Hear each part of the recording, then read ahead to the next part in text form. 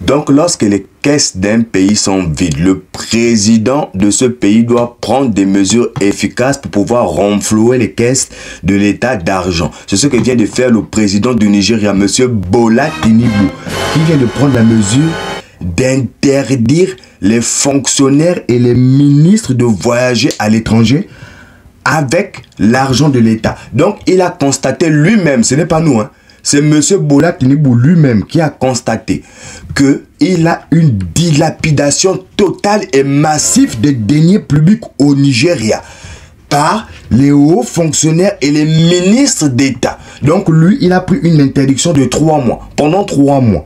C'est-à-dire du 1er avril 2024 au 1er juillet 2024, tous les hauts fonctionnaires nigériens, tous en même temps les ministres nigériens qui veulent voyager, en fait ils voyageront avec leurs propres frais. Ils ne voyageront plus avec les frais de l'État. Hein? Parce que c'est vraiment une catastrophe là-bas ce qui se passe au Nigeria. Le pays comme ça est dans une sorte de récession économique et les dirigeants, notamment les ministres et les hauts responsables, ils s'amusent à faire des voyages qu'on va dire, c'est même pas des voyages du travail.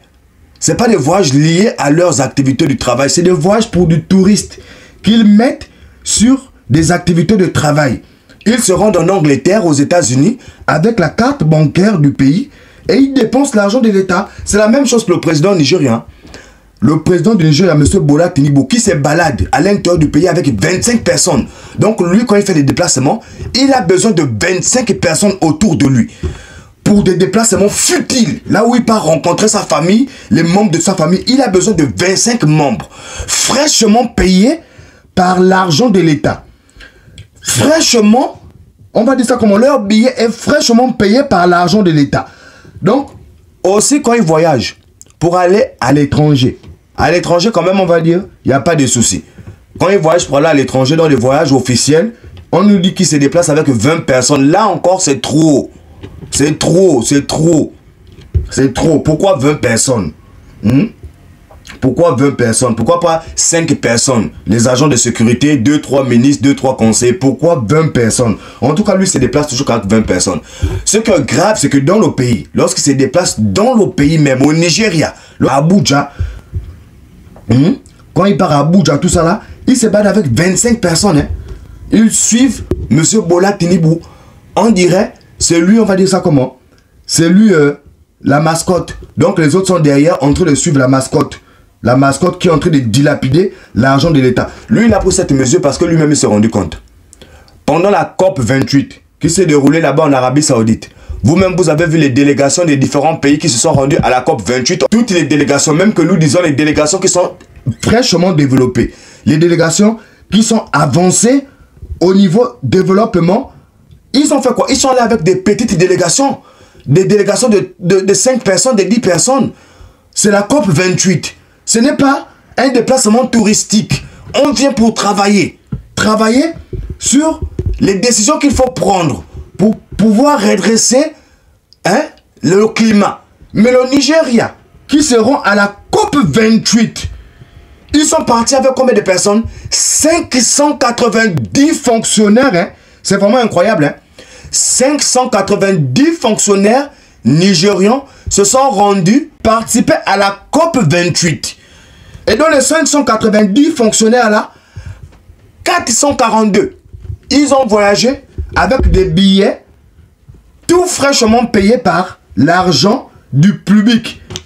Hein? C'est des personnes que eux-mêmes, ils n'ont pas l'argent pour payer leur propre billet d'avion pour pouvoir se rendre à la COP 28. Ils utilisent l'argent du pays pour aller faire du tourisme.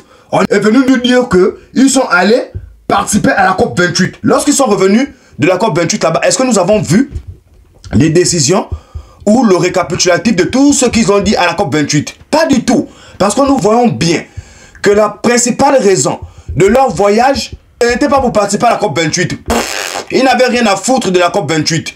Ils n'en ont rien à foutre de ça, je vous dis clair et net.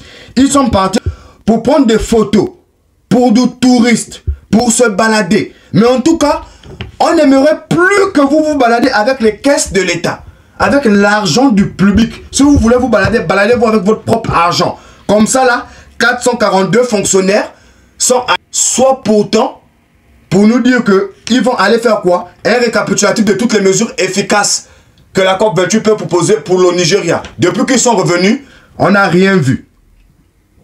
On n'a rien vu, hein. On n'a rien vu de récapitulatif qui devait nous apporter. En tout cas, le président lui-même, c'est lui qui a mis cette mesure-là en suspens. C'est lui qui a suspendu cette mesure-là.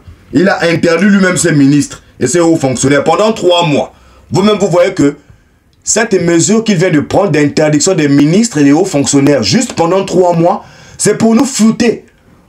Comme la population est en colère, il nous sort des interdictions pendant 3 mois. Pour qu'au bout de 3 mois, on puisse oublier. On puisse oublier que les fonctionnaires voyagent avec l'argent du pays. Mais ne vous inquiétez pas, hein, nous sommes sur la Chicotte TV ici, là. Nous allons bien évidemment surveiller cela. Au bout du 3e mois, c'est-à-dire le 1er juillet 2024, nous allons vérifier si les ministres et les hauts fonctionnaires au Nigeria voyagent toujours avec l'argent du pays. Parce que lui, il a interdit les voyages avec l'argent du pays juste pour 3 mois. Hein? Juste pour 3 mois. Donc, selon lui, 3 mois, ça va suffire pour remplir les caisses de l'État. En tout cas, on fait cette petite vidéo pour interpeller nos frères nigériens. Hein, parce que je vous ai dit, le continent africain ne peut pas se sentir au mieux ou ne peut pas se développer au mieux si les puissances du continent africain sont en décadence. Les puissances telles que le Nigeria, qui est un poumon humain et une puissance économique du continent qui doit guider toutes les petites nations du continent sur un développement ultime lorsque ce genre de nations telles que le Nigeria, l'Afrique du Sud, l'Éthiopie, l'Égypte, les grosses nations, le Congo, les grosses nations du continent africain sont en décadence, le continent, il sera forcément en décadence. Donc, il est de notre droit et de notre devoir de surveiller toute la marmaille qui se passe au Nigeria. Tout ce qui se passe au Nigeria, on doit surveiller cela parce que le continent, pour qu'ils se sentent bien, c'est le Nigeria qui doit montrer de l'exemple. Ils sont 300 millions là-bas. C'est eux qui doivent nous montrer de l'exemple du développement. Du développement en se basant sur la population humaine, en se basant sur le développement des idées. C'est le Nigeria qui doit montrer à ses frères africains. Mais lorsqu'on voit comme ça, qu'une grosse nation africaine part totalement, on va dire ça comment, part totalement, excusez-moi du terme, mais en couille. Je vous le dis totalement parce que quand vous voyez la gestion qu'en train de faire M. Bola Tinubu, le président actuel du Nigeria, une gestion catastrophique, hein, parce que les caisses du Nigeria sont totalement vides. Alors qu'il a pris le pays, les caisses du Nigeria étaient quand même positives. Mais depuis quelque temps, les caisses sont totalement dans le rouge. Totalement dans le rouge. Parce qu'il est en train de dilapider l'argent du pays dans des voyages futiles. Lui et ses ministres. Et aujourd'hui, comme il a vu que la population est en train de s'énerver, les gens sont fâchés parce qu'ils voient que les ministres sont en train de se balader, sont en train de faire du touriste avec l'argent du pays. Ils viennent nous sortir des interdictions de 3 mois. En tout cas, nous, on ne sera pas là seulement pour surveiller l'interdiction de 3 mois. Nous allons suivre cette interdiction jusqu'à l'infini parce que c'est comme ça que les choses doivent être. Lorsque tu es un ministre de l'État, que tu veux voyager à tes propres frais, tu prends ton argent, tu voyages à tes propres frais. Tu ne peux pas voyager pour aller voir tes amis dans d'autres pays et tu prends l'argent de l'État. C'est pas possible. C'est pas du tout possible. Il faut déjà que ça puisse s'arrêter. Parce que ce genre de ministres-là, c'est des ministres qui risquent de recevoir des sanctions de la part de la Chicotte TV. Et les sanctions sur la Chicotte TV, vous-même, vous connaissez, hein, c'est des coups de fimbo. Des coups de fimbo bien spéciaux. En tout cas, c'était Big L sur la Chicotte TV. Le continent, il commence à devenir de plus en plus en ébullition. Hein, parce que vous-même, vous connaissez, hein, la température commence à remonter. Elle commence à être rehaussée. Nous commençons à aller en été. Et pendant l'été, le continent, il est en ébullition totale. Donc, n'hésitez pas à vous abonner. Abonnez-vous massivement. Partagez le contenu à tous les frères panafricains afin que la communauté de chicoteurs, nous devenons de plus en plus nombreux à mettre des coups de fimbo à tous les dirigeants africains qui mettent le continent en décadence. De ce fait, on se laisse là pour aujourd'hui. C'était Big L /TV. Allez, ciao, ciao.